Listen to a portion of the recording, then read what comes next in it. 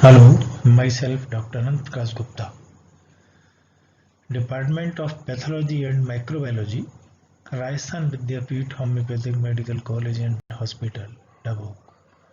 So today we are going to discuss about Staphylococcus, and after going through this video lecture, you should be able to know the species of this Staphylococcus, morphology and culture characteristics of this strains, coagulase test, toxins and enzymes which are produced by this Staphylococcus, and pathogenesis, that is diseases caused by staphylococcal infection.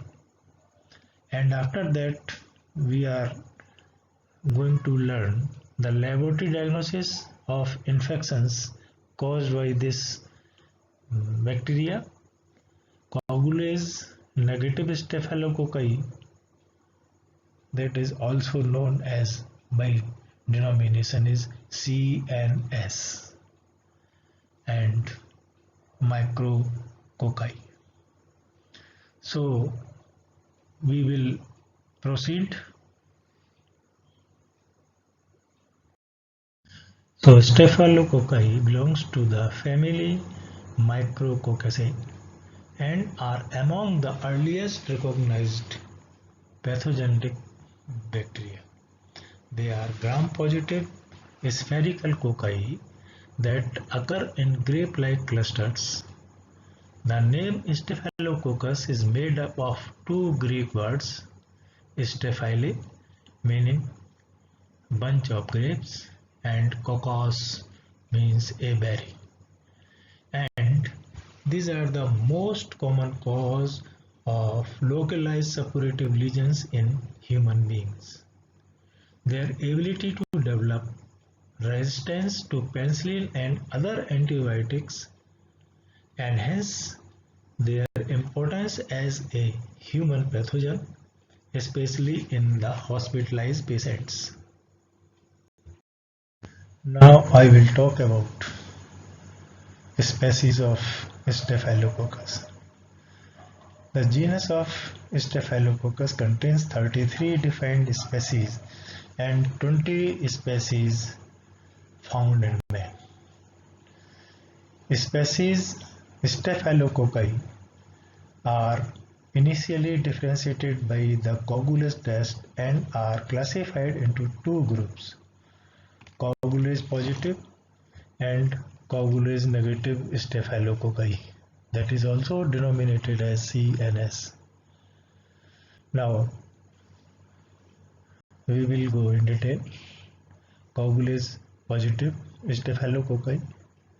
Out of 20 species found in man, Staphylococcus aureus, and it is also known as Staphylococcus pyogenes, is coagulase positive, and coagulase negative Staphylococcus, there are 19 coagulase negative staphylococci, and out of them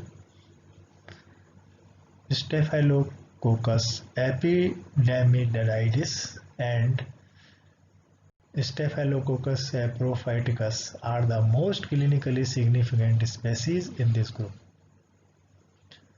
Staphylococcus epidermidis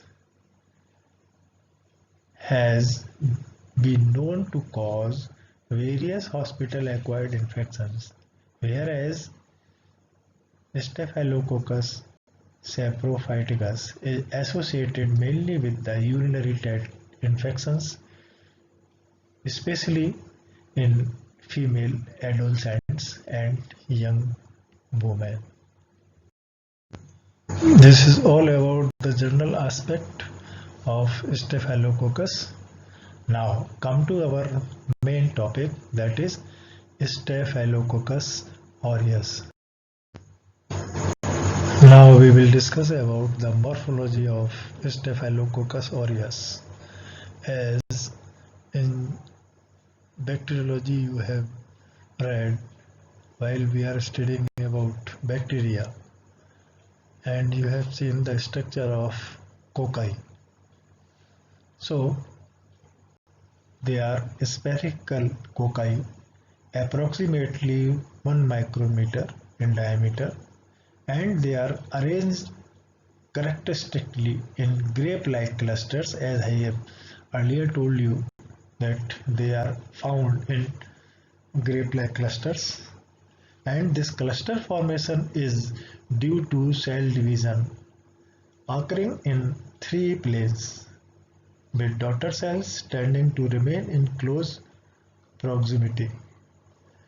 They may also be found singly, in pairs, or in short chains of 3 or 4 cells, especially when examined from liquid culture.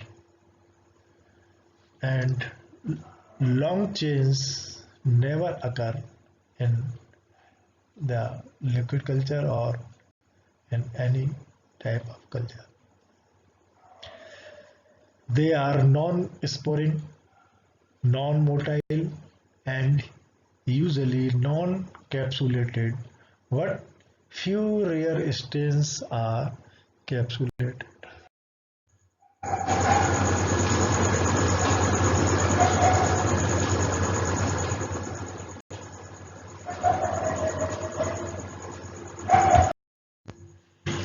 Here I will talk about staining.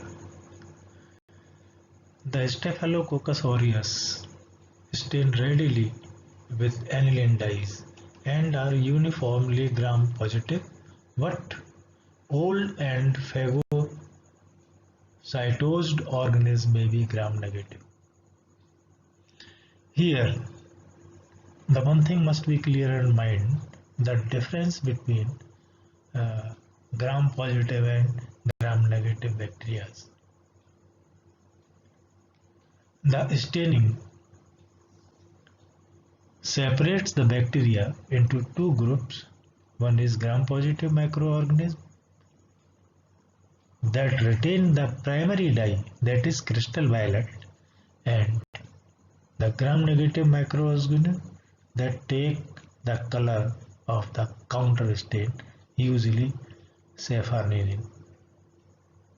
So these are the two things, and one thing more you must know: there is a great difference between the ball of gram-negative and gram-positive microorganism, as the gram-positive microorganism has a higher peptidoglycan and lower lipid content than gram-negative bacteria.